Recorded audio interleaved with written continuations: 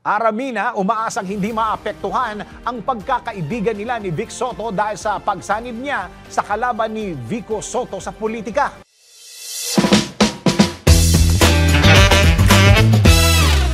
Para sa aking balitang showbiz, malaki ang paniniwala ni Aramina na hindi maapektuhan ang kanilang friendship ni Vic Soto kahit na nasa panig siya ng kalaban ni Vico Soto sa pagka-mayor ng Pasig. Tatakbo kasing konsehal ng distrikto ng Pasig City ang aktres at sa ilalim siya ng partido ng kalaban ni Vico na si Sara Diskaya. Sa interview kay Ara, sinabi nito na naniniwala siya na hindi ang tipo ni Vic ang namemersonal ng dahil lang sa politika.